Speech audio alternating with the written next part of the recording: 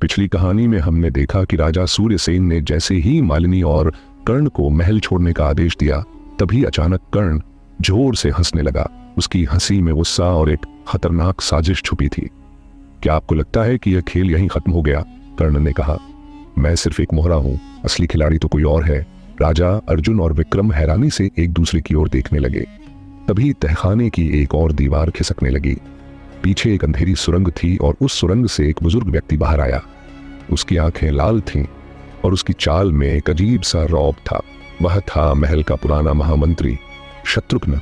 राजा चौंक गए।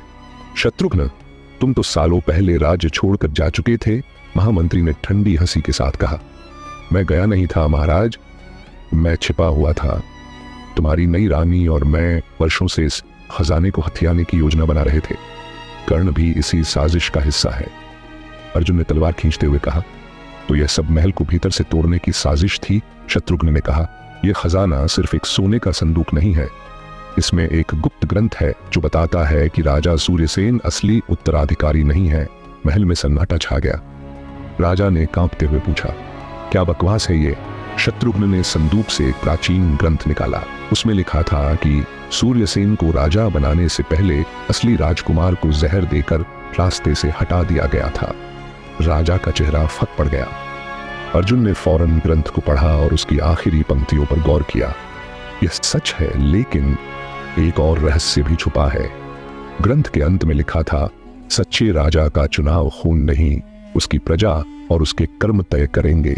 अर्जुन ने वह ग्रंथ राजा सूर्यसेन के हाथ में दे दिया।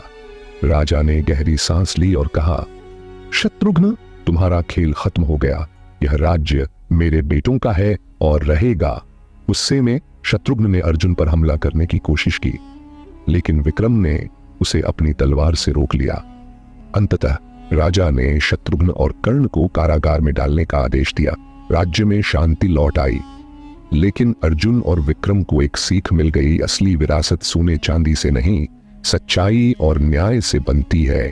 इस कहानी के बाद कुछ ऐसे जबरदस्त कहानी आएगी जो आपके होश उड़ा देंगे। उन्हें देखने के लिए अभी हमारे चैनल को सब्सक्राइब करें।